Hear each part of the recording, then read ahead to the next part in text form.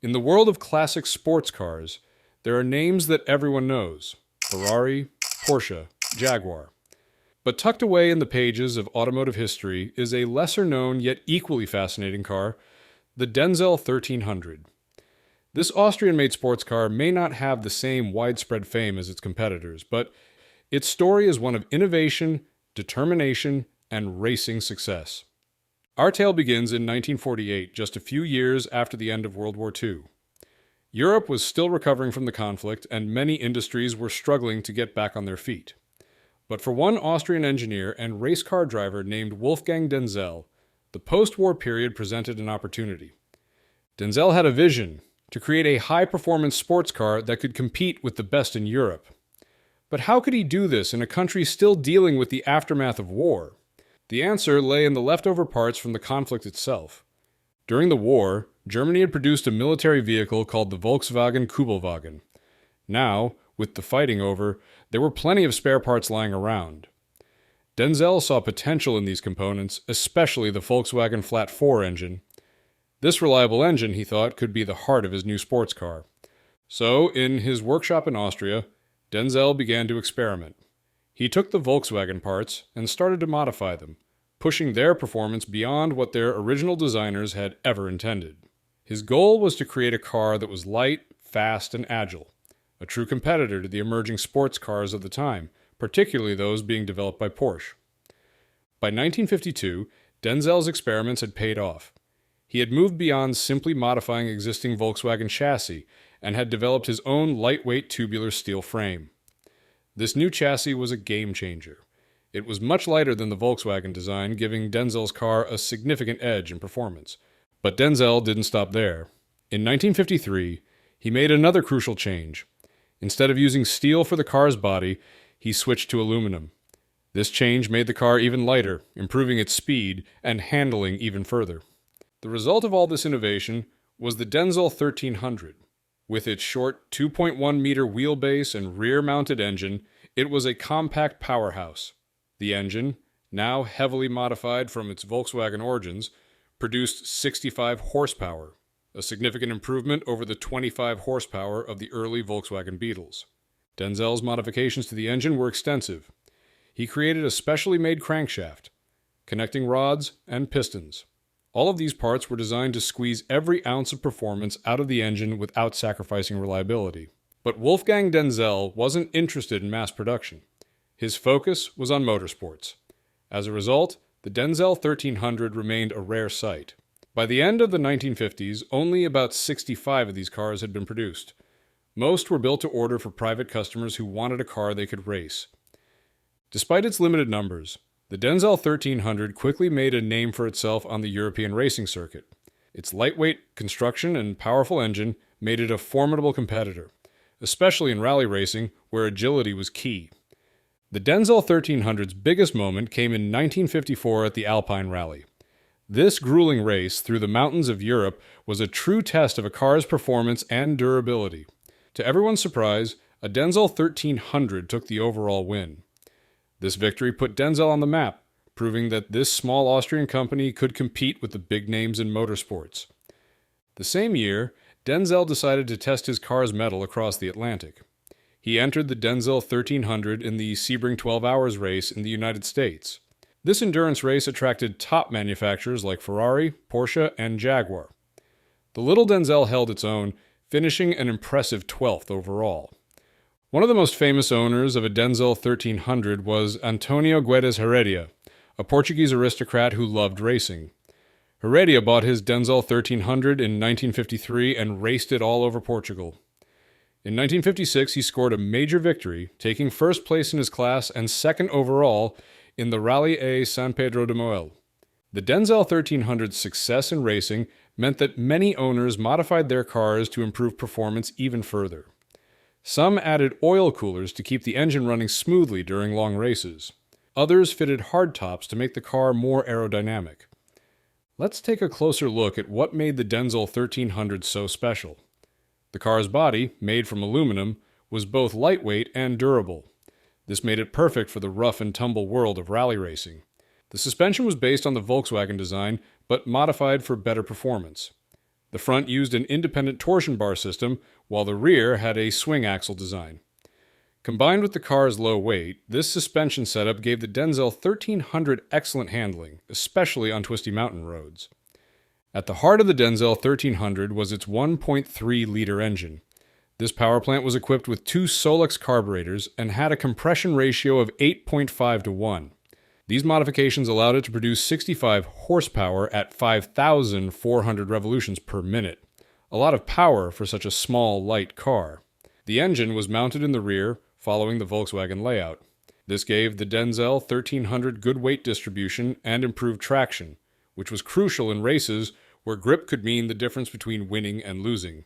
The Denzel 1300 used a 4-speed manual transmission, which was standard for sports cars at the time. It was rear-wheel drive, which, combined with its lightweight and powerful engine, made it very competitive in both rally and endurance racing. But how fast was the Denzel 1300? It could reach a top speed of about 103 miles per hour, impressive for a car of its size and class in the 1950s. Today, the Denzel 1300 is a rare and valuable collector's item.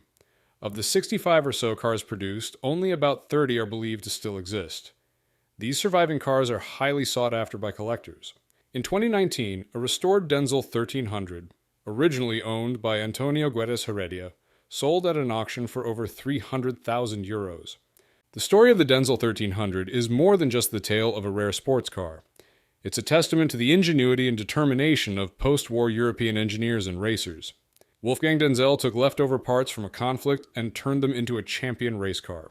The Denzel 1300 may not be as well known as some of its contemporaries, but its legacy lives on in the annals of motorsport history.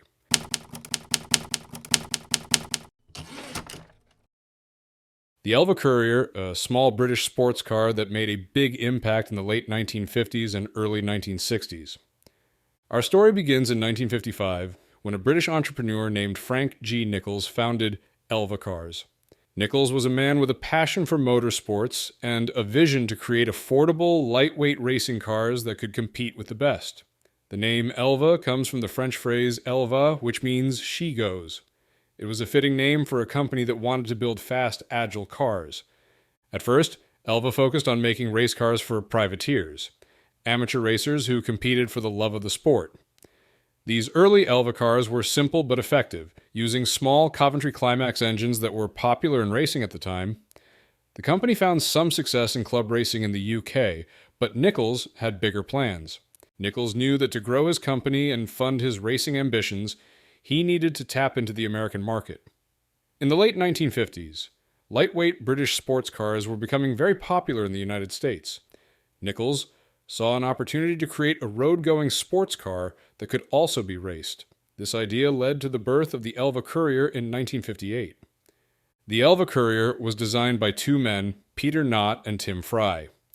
Knott was in charge of the overall design, while Fry handled the technical aspects. Fry had experience working on other British cars, including the Hillman Imp. Together, they created a car that was both innovative and practical. The Courier was built on a tubular steel chassis, which made it strong but light.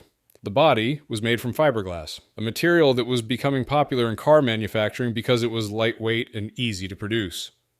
This combination of steel frame and fiberglass body gave the Courier an advantage over heavier competitors. Under the hood, the first Couriers used a 1.5-liter B-series engine from the MGA, another popular British sports car. This engine was placed far back in the chassis, which gave the car a near-perfect 50/50th weight distribution. In simple terms, this meant that the car's weight was evenly balanced between the front and back, making it very stable and easy to handle, especially in tight turns. The Courier also had independent front suspension, which was not common in cars of that time. This feature allowed each wheel to move up and down on its own, improving the car's grip on the road. All of these design choices made the Courier incredibly light. It weighed less than 1,500 pounds, which is about half the weight of many modern cars.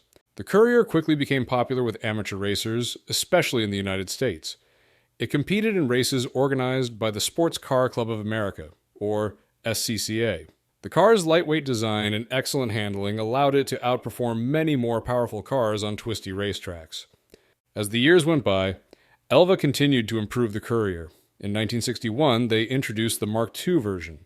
This new model had a bigger 1.6-liter MGA engine that could produce about 80 horsepower. It also had a new curved windshield that replaced the flat, split windshield of the original model. These changes made the car faster and gave it a more modern look. In 1962, a big change happened for Elva. The company was bought by Trojan, a British manufacturer that made small cars and scooters. Under Trojan's ownership, Elva introduced the Mark III version of the Courier. This model had a bigger cabin to fit taller drivers, but it had some problems. The engine was moved forward to make more room inside, but this change made the car less stable in turns. To fix this problem, Elva created the Mark IV version. In this model, they moved the engine back to its original position, which restored the car's excellent handling. The Mark IV also had a smoother body design, a stronger chassis, and independent rear suspension. Buyers could choose between two engines, a 1.6-liter engine from the Ford Cortina or a larger 1.8-liter engine from the MGB. Despite these improvements, Elva was facing financial troubles. The company had a big setback when their U.S. distributor didn't pay for a large shipment of cars. This left Elva without the money they needed to keep making cars. Even though Trojan had bought the company, they were losing interest in the Elva brand. By 1965, production of the Courier was slowing down.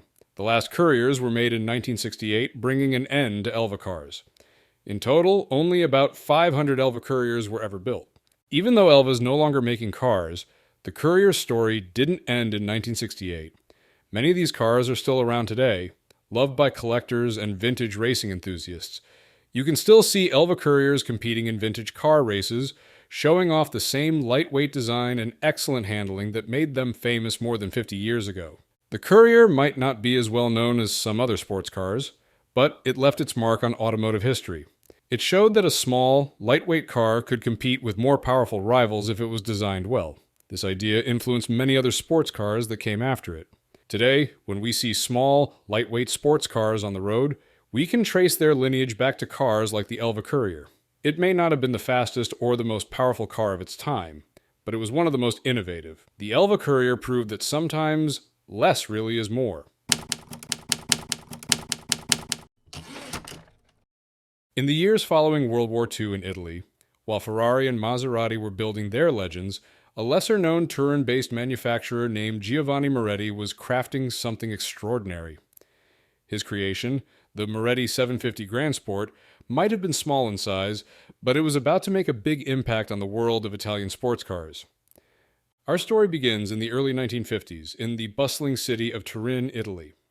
The country was recovering from World War II, and a new era of innovation was dawning. It was during this time that a man named Giovanni Moretti decided to shift his company's focus from motorcycles and small commercial vehicles to something more exciting: sports cars. Moretti's company, officially known as Fabbrica Automobili Moretti, had been around since before the war. But it was the post-war period that saw Moretti's true ambitions come to life. Between 1953 and 1956, his company produced a series of cars that would leave a lasting mark on automotive history, even if they didn't become household names. The star of this story is the Moretti 750 Grand Sport. This small Italian sports car might not have had the fame of its bigger cousins, but it packed a punch that belied its size. The Grand Sport was built on Moretti's 750 platform, a versatile base that allowed for various models. But among all these, the Grand Sport stood out as something special. What made the Grand Sport so unique? For starters, it was designed with one primary purpose in mind: racing. In the 1950s, there was a popular racing class for cars with engines up to 750cc displacement. Moretti saw an opportunity here, and the Grand Sport was his answer to it. At the heart of the Grand Sport was its engine. This wasn't just any ordinary motor, it was a marvel of engineering for its time. Moretti and his team designed a 748cc inline four-cylinder engine entirely in-house.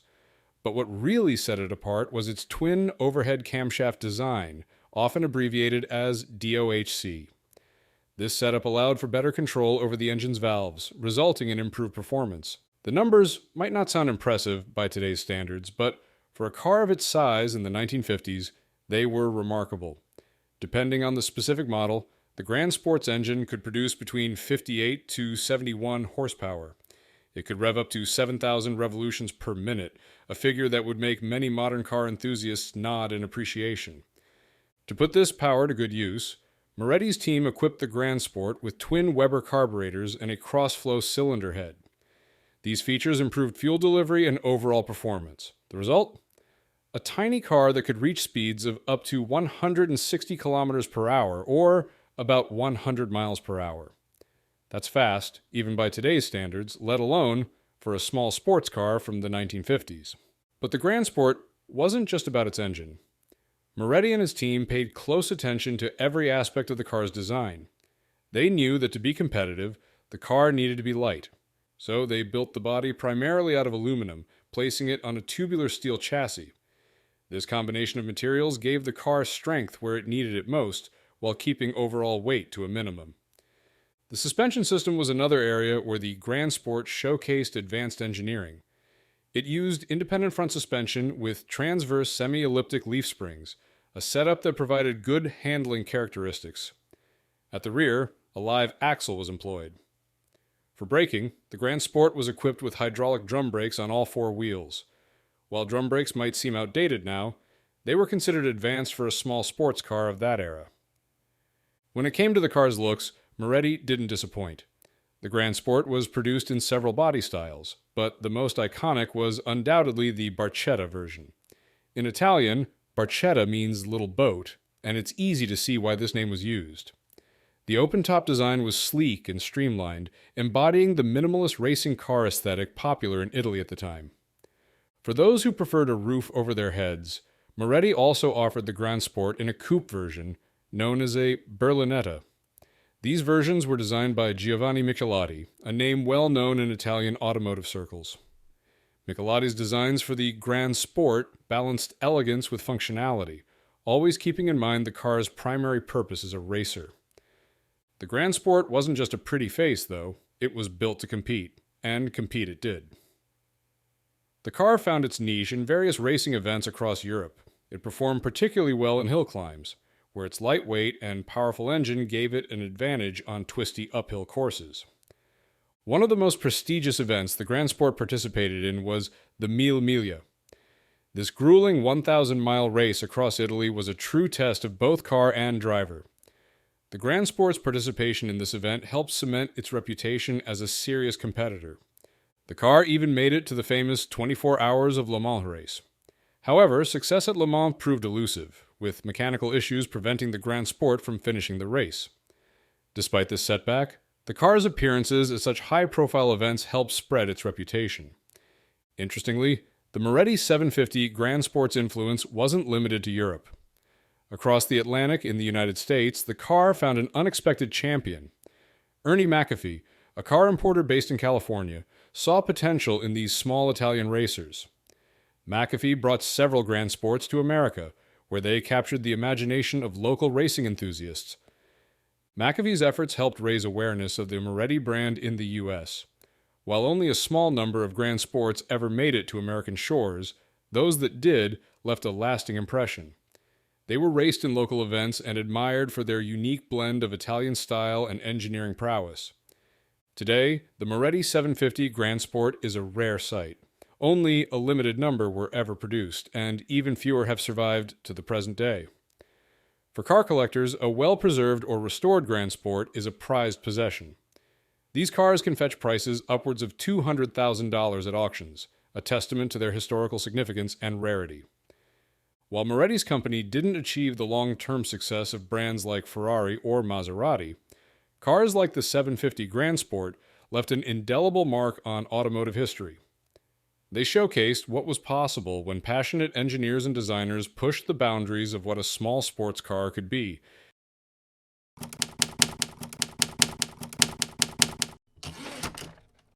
In the world of classic cars, there are some vehicles that capture the imagination not just because of their speed or looks, but because of the stories behind them.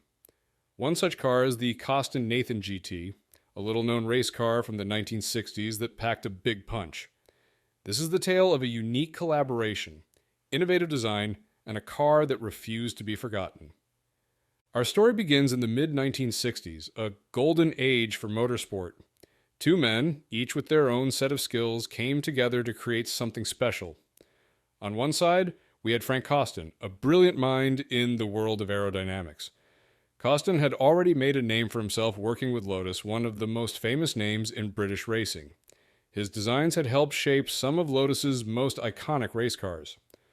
On the other side was Roger Nathan, a British racing driver with a passion for speed and a knack for tuning cars. Nathan wasn't just content with driving fast cars, he wanted to build them too. When Costin and Nathan joined forces, their goal was clear: create a race car that could compete with the best, despite having a much smaller budget. The result of their collaboration was the Costin-Nathan GT. From the start, this car was different. While most race cars of the time were built with metal chassis, Costin and Nathan took a different approach. They decided to use a combination of tubular steel and plywood for the car's frame. Yes, you heard that right, plywood in a race car. Now, using wood in a car might sound strange, but there was a method to their madness. Plywood is surprisingly strong for its weight, and keeping the car light was a top priority for Costin and Nathan. The lighter the car, the faster it could go with less power. This innovative chassis design resulted in a car that weighed just 700 pounds, lighter than many modern motorcycles. The body of the first Costin-Nathan GT was made from aluminum, another lightweight material. Later versions would use fiberglass to save even more weight. The car started life as an open-top Spider design, but it would later get a fixed roof to meet the rules for endurance racing. Under the hood, the Costin-Nathan GT used an engine from a rather unlikely source, the Hillman Imp, a small British family car. But this wasn't just any Imp engine. Costin and Nathan tuned it to produce around 100 horsepower per liter, which was impressive for the 1960s. This 998cc twin-cam engine was paired with a Hewland Mark V manual transmission, a popular choice for race cars of the era. With its lightweight body and tuned engine, the Costin-Nathan GT was quick, but it wasn't easy to drive. The car had independent suspension on all four wheels and disc brakes to help keep it under control. Even so, its small size and light weight made it a handful on the track, especially for less experienced drivers.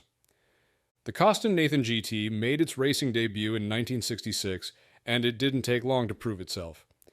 At the Coupe de Paris race, held at the Montléry circuit in France, Roger Nathan himself took the wheel. Despite going up against bigger and more powerful cars, the little Costin-Nathan GT came out on top. This victory put the car on the map and showed that Costin and Nathan's unconventional design could compete with the best. Encouraged by their success, the team set their sights on one of the biggest challenges in motorsport, the 24 Hours of Le Mans. This famous endurance race pushes cars and drivers to their limits, running for a full day and night. To prepare for Le Mans, the Costin-Nathan GT got some major upgrades. The team swapped out the Hillman Imp engine for a more powerful Lotus twin-cam engine. They also changed the body from an open-top design to a closed coupe to meet Le Mans regulations. Unfortunately, the Le Mans dream didn't quite come true for the Costin-Nathan GT. The car only managed to complete 15 laps before mechanical problems forced it to retire. But this setback didn't stop the team. They continued to race throughout the 1967 season, with one of the highlights being a class win at Snetterton, a well-known British racing circuit. In this race, it was Chris Meek behind the wheel, showing that the car could perform well with different drivers. The Costin-Nathan GT continued to compete into the early 1970s. While it never became a household name like some of its competitors, it earned respect in the racing world. Its unique design and impressive performance made it a favorite among those in the know. But as often happens in the world of motorsport, newer and faster cars eventually took center stage. The Costin-Nathan GT faded from the racing scene, and many of the cars that were built ended up forgotten or abandoned. This could have been the end of the story, but the Costin-Nathan GT had one more surprise in store. Nearly 50 years after its racing days, one of the original Costin-Nathan GT prototypes was discovered in a barn. This barn find sparked new interest in the car among collectors and classic car enthusiasts. In 2016, this long-lost Costin-Nathan GT was put up for auction. It was in rough shape after decades of neglect, but its historical importance was clear. The car found a new owner who recognized its value and decided to bring it back to life. Restoring the Costin Nathan GT was no easy task. There were no detailed plans or drawings to work from, so the restoration team had to rely on old photos and what was left of the original car. A company called Ralston Racing, known for their work on vintage race cars, took on the challenge. It took several years of hard work, but eventually the Coston Nathan GT was returned to its former glory. In 2019, the restored Coston Nathan GT made its return to the track at Silverstone, one of the most famous racing circuits in the world. For many classic car fans, seeing this unique piece of racing history back on the track was a special moment. The restoration was so well done that it was even nominated for an award at the Historic Motoring Awards. Today, you can see this restored Coston Nathan GT at the National Motor Museum in Beaulieu, England. It stands as a testament to the creativity and determination of Frank Coston and Roger Nathan, two men who dared to think differently about what a race car could be. The story of the Coston Nathan GT is more than just the tale of a unique car. It's a reminder that sometimes the most interesting stories in automotive history aren't about the most famous cars or the biggest wins. Sometimes they're about the underdogs, the innovators who tried something different and created something truly special in the process. The 1954 Kaiser Darren is a truly special car that holds a unique place in American automotive history. Let's dive into the story behind this rare and eye-catching vehicle and explore what makes it so remarkable. First, let's talk about the man behind the car, Howard "Dutch" Darren. He was a super talented car designer who worked with some really fancy brands like Packard and Rolls-Royce. After World War II, he started working with Kaiser Frazer, but he and the company didn't always see eye to eye. Despite that, Darren never stopped dreaming up cool car designs. Darren wasn't a big fan of the Henry J, a small car made by Kaiser. He thought it needed a sportier, more stylish version. So he secretly used his own money to create a prototype for a two-seat convertible with a fiberglass body, which was pretty groundbreaking at the time. When he showed it to Henry J. Kaiser, the big boss wasn't sure about it at first, but his wife loved it so much that she convinced him to make it part of the Kaiser lineup. The Kaiser Darren had some seriously cool features that made it stand out from the crowd. The most famous were the sliding pocket doors that disappeared into the front fenders when you opened them. This not only looked awesome, but it was also safer since the doors didn't swing out into traffic. The car also had a split windshield, a cute heart-shaped grille, and a lightweight fiberglass body. Inside, it was decked out with red leather seats and matching carpets, giving it a real sports car vibe. Under the hood, it had a 161 cubic inch Willys engine with 90 horsepower and a 3-speed manual transmission with optional overdrive. So why did they make the Kaiser Darren? Well, they wanted to add some excitement to the Kaiser Frazer lineup and compete with other American sports cars like the Chevrolet Corvette, which came out in 1953. Darren also wanted to show how awesome fiberglass could be for making cars. Unfortunately, the timing wasn't great, and Kaiser Motors was having money troubles. They only made 435 Kaiser Darrens in 1954 before they had to stop production. Because they made so few of these cars, the Kaiser Darren is super rare today. Out of the 435 they built, only about 300 are still around. People love it because of its unique design, especially the pocket doors and fiberglass body. Plus, the crazy story behind how it was made and the fact that Kaiser Motors didn't last long make it even more special. Even though the Kaiser Darren wasn't around for very long, it made a big impact on car design and is still celebrated by car lovers everywhere. It's a symbol of a time when American car companies were trying out new ideas and pushing the limits. The Kaiser Darren's one-of-a-kind features still make people go, wow, when they see it. So, there you have it, the story of the 1954 Kaiser Darren, a true American classic car that's as rare as it is amazing.